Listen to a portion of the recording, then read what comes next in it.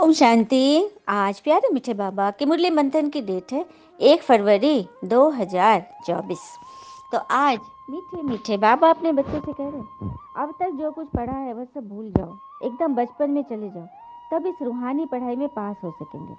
बाबा कह रहे हैं कि अब तक जो कुछ पढ़ा है, मतलब इतनी सारी बातें तुमने सुनी है, हाँ, लोगों से, साधुओं से, हाँ, अपने लौकिक पढ़ाई, जो कुछ भी है वह सब भूल जाओ, एकदम बचपन में चले जाओ, मतलब छोटा बच्चा बन जाओ और एकदम शुरुआत से क ख ग पढ़ना सीखो, अर्थात जो भगवान हमें सिखा रहे हैं वो सीखो। आत्मा की पढ़ाई तभी पास कर सकेंगे। जो सब कुछ भूलेंगे, स्लेट पर या पेपर पे एकदम पेज वाइट हो तभी तो उस पर कुछ लिखा जाएगा। पूरा पहले से ही बुकड़ा हुआ है तो उस पर कुछ भी विजिबल नहीं होगा, है ना। इसलिए मन बुद्धि को एकदम खाली शांत करो, तभी ईश्वरीय पढ़ाई पढ़ सकेंगे, रूहानी पढ़ाई को हम कैच कर सकेंगे, है ना। और ये पढ़ाई जो है ना एक दवाई है, आत्मा की दवा।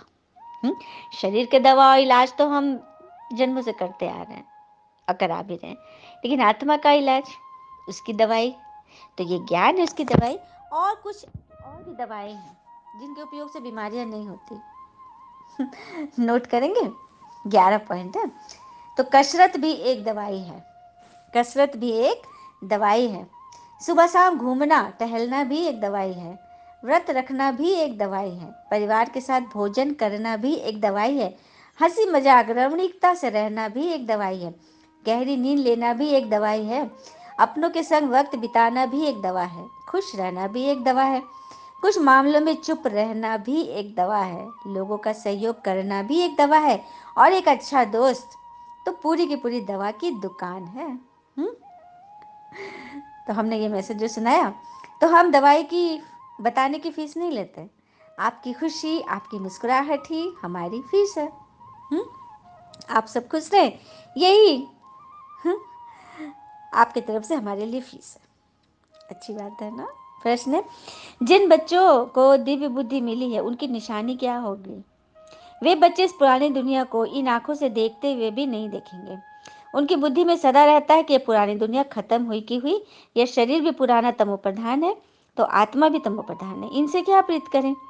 ऐसे दिव्य बुद्धि वाले बच्चों से ही बाबा की भी दिल लगती है। ऐसे बच्चे ही बाबा के दिल में निरंतर रह सकते हैं, सेवा में भी आगे जा सकते हैं। तो सुना, वो बच्चे जो पुरानी दुनिया को देखते हुए दर्द चिंता रोग शोक देखते हुए भी उनसे उपराम रहते हैं, उनकी बुद्धि में सदा रहता है कि अरे ये तो पुरानी दुनिया है, ये तो अब जाने वाली है। ऐसे दिव्य बुद्धि वाले बच्चों से ही बाबा की भी दिल लगती है, मतलब बाबा भी इसको पसंद करते हैं और वही बच्चे सेवा में आगे जा सकते हैं। तो जाना है ना सभी को, बनना है ना बाबा का दिल पसंद। और कहते हैं ना, जिस दिन सादगी श्रृंगार हो जाएगी, यकीन मानिए उस दिन आईने की हार हो जाएगी। ओम शांति। मीठे मीठे रूहानी बच्चों को रूहानी पिता बैठ समझाते हैं, जैसे हद के सन्यासी हैं, वह घर बार छोड़ देते हैं क्योंकि वह समझते कि हम ब्रह्म में लीन हो जाएंगे, इसलिए दुनिया से आसक्ति छोड़नी चाहिए। अभ्यास भी ऐसे करते हैं, मैंने हद के सन्यासी साधु संत क्या करते हैं, जंगल चले जाते हैं, घर बार छोड़ देते, कहते हैं कि इनके साथ रह के हम भगवान को नहीं पा सकते। लेकिन बाबा तो कहते हैं, परिवार में रहते कांटों के बीच ही तुम्हें फूल बनना है, कीचड़ के बीच ही तुम्हें कमल बनना है ना।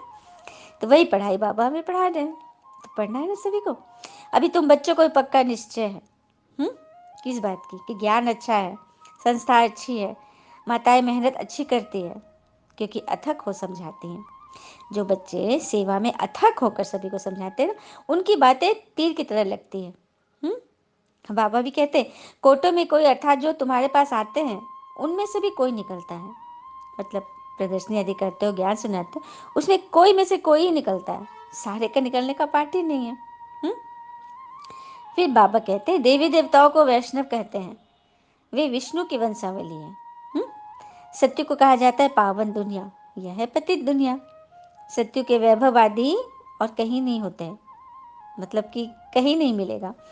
वो ऐसा वैभव है ना, चाहे हीरे जवाहर के महल है, उसकी तुलना आज के कितने मिलियनर से करेंगे, अरबपति खरबपति से, कि हीरे जवाहर के महल में रहेंगे, वो सवाल ही नहीं है ना।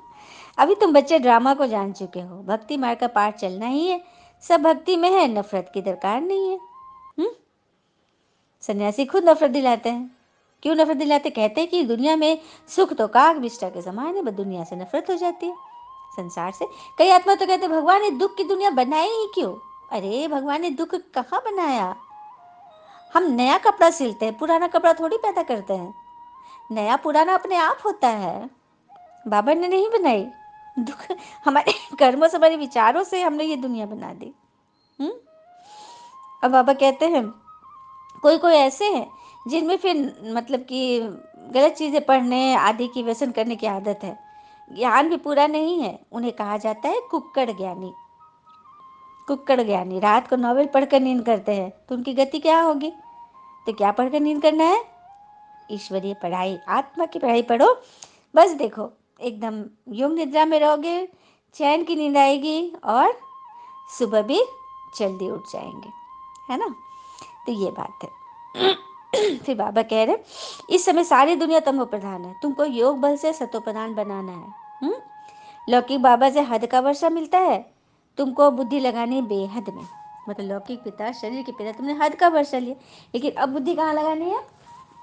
बेहद के पिता और बेहद की पढ़ाई में। कहते हैं ना, ऊंचा उठना है तो अंदर से अहंकार निकाल कर खुद को हल्का करो, क्योंकि ऊंचा वही उठता है जो हल्का होता है। जस्ट लाइक अ बलून, गुब्बारा कितना हल्का होता है, कितना ऊपर उड़ जाता है। तो पत्थर कितनी भी तेजी से ऊपर फेंको उतनी जोर से नीचे गिरेगा, क्योंकि वो भारी है। भारी मन वाला कभी ऊपर उड़ नहीं सकता। तो हल्का बनना है ना। फिर बाबा कह रहे हैं तुम्हारे में भी कोई यथार्थ रीति इन बातों को जानता है, तब तो कहा जाता है महारथी, घोड़ेसवार और प्यादे। तभी तो सबकी श्रेणियां है ना, कोई महारथी है, कोई घुड़सवार है, कोई प्यादे हैं। गज को ग्राह ने खाया, ग्राह बड़े होते हैं, एकदम हप कर लेते हैं, जैसे सर्प मेढक को हप करते हैं ना। उसी तरह से माया हप कर लेती है। कल की कहानी याद है ना, अजगर वाली? शरीर को नापता था वो, जब किसने पालतू बनाया था, कितनी सेवा की थी, कितनी खातिरी की थी, लेकिन वो अंत में उन्हें उनको ही खाने का, अपने मालिक को ही खाने का प्लान करा था। तो अगर वैसे उसे दोस्ती करोगे तो वो एक दिन आपको हप ही कर लेगा। कहते हैं ना, अच्छे व्यक्ति को समझने के लिए अच्छा हृदय चाहिए, न कि अच्छा दिमाग, क्योंकि दिमाग हमेशा तर्क करेगा और हृदय हमेशा प्रेम स्नेह देगा। भगवान को बागवान, माली, खिवैया क्यों कहते हैं, ये भी तुम अभी समझते हो। बाबा आकर विषय सागर से पार ले जाते हैं, तब तो कहते हैं नैया मेरी पार लगा दो प्रभु। तुमको भी पता पड़ा है कि हम कैसे पार जा रहे हैं। बाबा हमको क्षीर सागर में ले जाते हैं, वहाँ दुख दर्द की बात नहीं। तुम सुनकर औरों को भी कहते हो कि नैया को पार करने वाला खिवैया भगवान है। सबको बताते हो ना। हाँ, फिर 7 वंडर्स भी दिखाते हैं, ताजमहल को वंडर कहते हैं, पर तो सबसे बड़ा वंडर तो बाबा ने बैकुंठ बनाया है, उसकी तुलना तो किसी से हो ही नहीं सकती। बाबा जोर देते हैं पुरुषार्थ कर नई दुनिया में जाओ। बाबा हमें वंडर ऑफ वर्ल्ड का मालिक बनाते हैं, तो ऐसे बाबा को हम क्यों नहीं याद करते? बहुत मेहनत करनी पड़ती है, क्योंकि बीच बीच में भूल जाते हैं ना घड़ी घड़ी। अच्छा, मीठे मीठे बच्चों प्रति भगवान की नमस्ते, हम बच्चों के भी प्यारे बाबा को नमस्ते। धारणा के लिए मुख्य सार, पहली पॉइंट, रूहानी पढ़ाई में सदा बिजी रहना है, कभी भी नॉवेल शादी पढ़ने की गंदी आदत नहीं डालनी है। बाबा किसको इशारा कर रहे हैं? कोई आत्मा कुछ ऐसी वैसी बातें पढ़ रहे हैं ना, तो चेकिंग है, टचिंग होगी उनको। अब तक जो कुछ पढ़ा है उसे भूल, बाबा को याद करो। जो कुछ, चलो बाबा कहते हैं कल तक जो किया, चलो 1 सेकंड पहले तक जो किया, खत्म, सेकंड में खत्म कर लो, आगे बढ़ जाओ। सब कुछ फालतू व्यर्थ बातें भूलकर बाबा को याद करना है। दूसरी पर, इस पुरानी दुनिया में स्वयं को मेहमान समझ कर रहना है, इससे प्रीत नहीं रखनी है, देखते भी नहीं देखना है। इस पुरानी दुनिया में स्वयं को मेहमान समझ कर रहना है, मालिक समझ कर नहीं, मेहमान। जैसे मेहमान किसी घर में जाता है तो किसी चीज़ में टोकता बोलता करता है, उसको पता है कि हम तो मेहमान हैं, मुझे तो सबके साथ अच्छा ही बिहेव करना है। तो बस आपको भी वही करना है, वरदान है आज का। हिम्मत और उमंग उत्साह के पंखों से उड़ती कला में उड़ने वाले तीव्र पुरुषार्थी भव। हिम्मत और उमंग उत्साह के पंखों से उड़ती कला में उड़ने वाले तीव्र पुरुषार्थी भव। तो उड़ती कला के 2 पंख हैं, हिम्मत और उमंग उत्साह। किसी भी कार्य में सफलता प्राप्त करने के लिए हिम्मत और उमंग उत्साह बहुत जरूरी है। जहाँ उमंग उत्साह नहीं होता वहाँ थकावट होती है, और थका हुआ कभी सफल नहीं होता। वर्तमान समय के अनुसार उड़ती कला के सिवाय मंजिल पर पहुंच नहीं सकते, क्योंकि पुरुषार्थ एक जन्म का और प्राप्ति 21 जन्म के लिए ही। पुरुषार्थ एक जन्म का और प्राप्ति कितने जन्म के लिए? 21 जन्म के लिए। तो जब समय की पहचान स्मृति में रहती है तो पुरुषार्थ स्वतः तीव्र गति का हो जाता है। हमें अपने समय की पहचान हो जाए कि हम किस समय में हैं, किस दौर में हैं, और हम किस समय में जाने वाले हैं, कैसे अपना समय बिताने वाले हैं, टाइम को कैसे बेस्ट बनाने वाले हैं।